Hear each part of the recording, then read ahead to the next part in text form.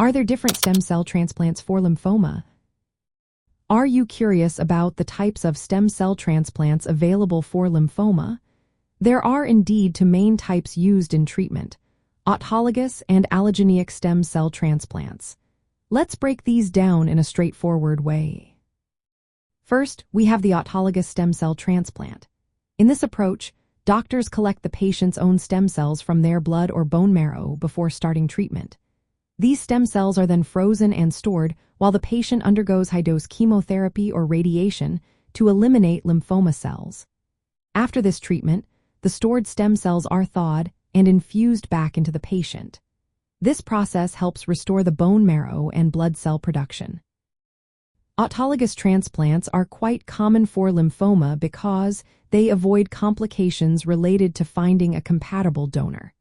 However, they might not be suitable if the lymphoma has spread to the bone marrow or blood, as the collected stem cells could be contaminated with cancer cells.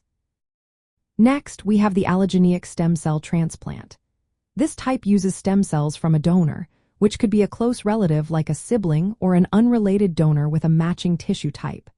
In this case, the patient also receives high-dose chemotherapy and sometimes radiation to destroy lymphoma cells and their own bone marrow.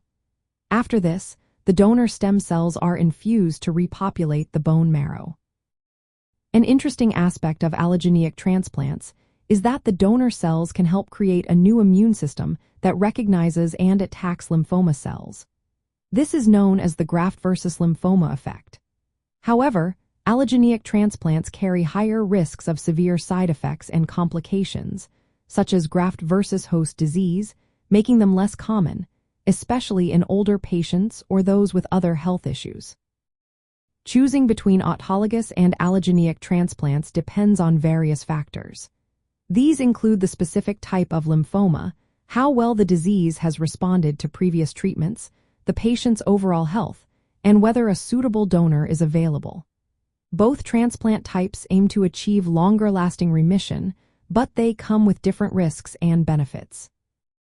Because stem cell transplants are complex procedures that can lead to serious side effects, they are usually performed at specialized cancer centers with experienced medical teams.